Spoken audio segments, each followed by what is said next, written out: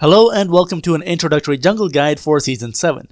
We're going to go over beginner level junglers, itemization runes and masteries, changes for the jungle camps that you need to know about, the different uses of the various plants, and the important jungle paths that you'll want to know about. If you are learning the jungle for the very first time, you will want to start with Fiddlesticks or Warwick. In the background video here, I'm clearing the entire jungle with them using 0 runes, 0 masteries, and no leash. The reason that they're able to do this is that they both have incredibly high sustain, and in addition to this, they have very strong level 6 ganks, which allows you to be very useful to your team. Let's talk about the runes that you'll be using. If you don't have them already, buy flat armor seals now. They work on every single jungler in the game, and you can't really go wrong with them as a starting point. For glyphs, you need to decide whether cooldowns or durability are more important. If you're expecting to tank a lot of damage, you'll want to use flat or scaling magic resistance depending on whether you're going for early game or late game durability. If you're looking to play more of an assassin playstyle, go for the flat or scaling cooldown reduction glyphs. This will bring up your abilities and your ultimate more often for those game-changing plays.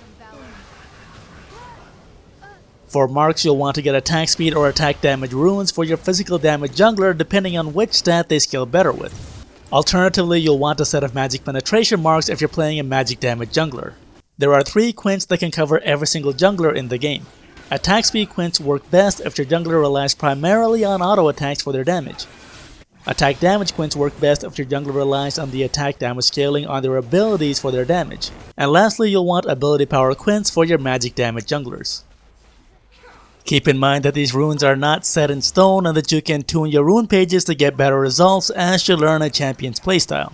For example, I play a lot of Warwick, so I run scaling, cooldown reduction quints, and glyphs so that my ult is up more often. Scaling health per level seals work well on Zac since he makes use of health as a staff for durability. In this example, we see that Zac is able to clear the jungle safely with them, something most junglers cannot do. Since Rammus gets attack damage from armor, we can run armor quints and armor per level seals on him. He's able to clear the jungle with his rune page, and it also improves his ability to tank damage for his team at all stages of the game. Mobility quints help champions like Volibear make up for their susceptibility to being kited.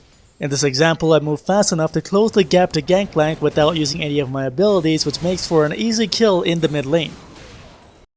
Let's talk about masteries. To start off with, if you find that you're struggling in the jungle, consider picking up any one of these mastery points to help keep your health up. In this example here, we see the difference that the sustained masteries make on the right. If you intend on playing a heavy crowd control tank, you'll want to dig deep into the resolve tree picking up Courage of the Colossus Keystone, which will help you survive engages. In this example, I'm playing Volibear and I charge up to flip the enemy Xerath. Courage of the Colossus grants me a shield that allows me to soak up tons of damage as Xerath dies. If you plan on playing a burst damage assassin, you'll want to dig deep into the Cunning Tree, picking up Merciless, Greenfather's Gift, and the Thunderlord's Decree Keystone. In this example, Rengar uses a combination of Thunderlord's Decree and Greenfather's Gift to take down Orianna and Ivern.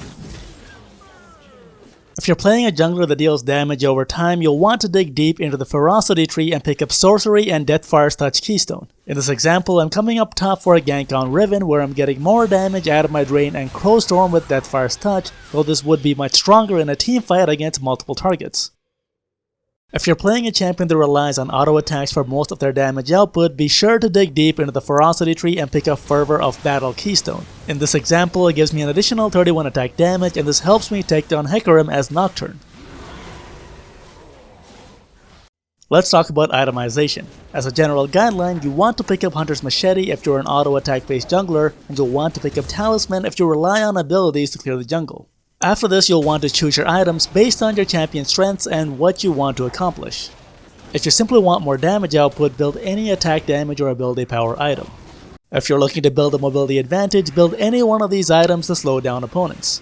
In this example, I'm using Ryla Scepter offensively on Malzahar to slow down Vi with Malefic Visions. This allows me to secure a kill on her with my ultimate. It can also be used defensively, in this example with Ezreal using Iceborne Gauntlet to kite the enemy Nasus. This keeps him at a safe distance, saving both himself and Nami. If you're looking to be the frontline tank for your team, you'll want to stack up on health, armor, and magic resistance. In this example, we have a tank Amumu diving onto the enemy team to force a team fight, and his heavy durability itemization allows him to survive the fight. If you're looking for that one clutch survivability item that will allow you to survive sudden burst damage, look towards these items. In this example, we're ganking the fed enemy Renekton as Fiddlesticks and using Zhonya's Hourglass to bait out some of his abilities, then finish him off.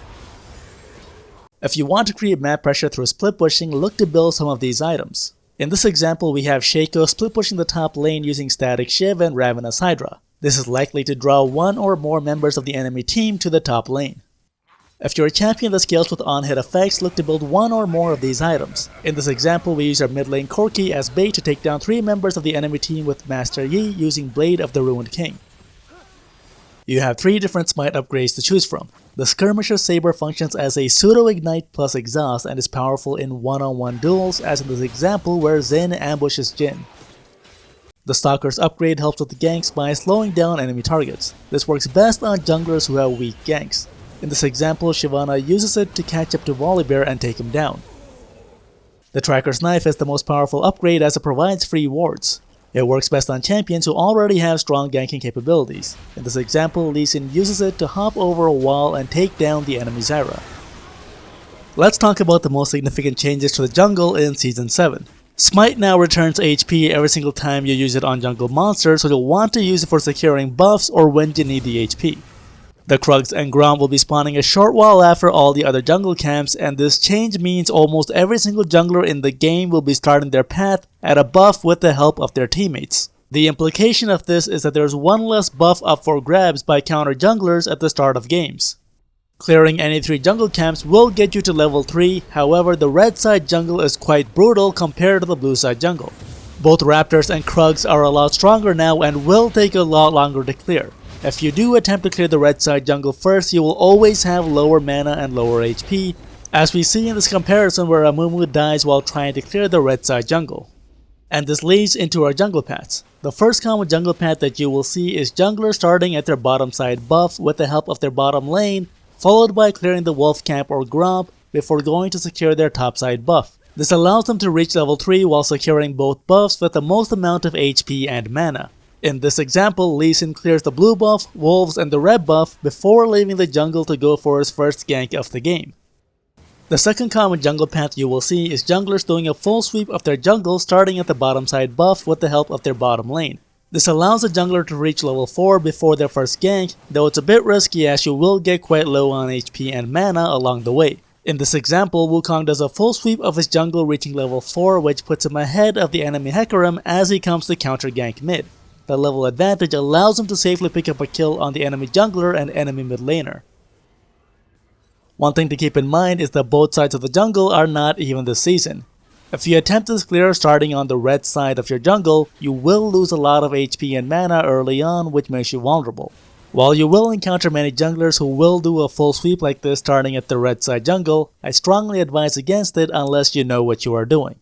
In this example, Diana starts her sweep of the jungle by clearing red, Krugs, and Raptors, and she loses a ton of HP and mana in the process. The last common jungle path you'll want to know is clearing the entire bottom side jungle and going for a gank in the bottom lane. Junglers typically aim to secure both buffs, and this leads to them ending up on the top side of the map, which means the first ganks often happen in the mid lane or top lane. This path has the benefit of allowing you to make an unexpected gank in the bottom lane. In this example, Amumu starts on the bottom side jungle with the help of his AD carry and support, clearing the blue buff, Gromp, and wolves, then heads straight down for a gank in the bottom lane.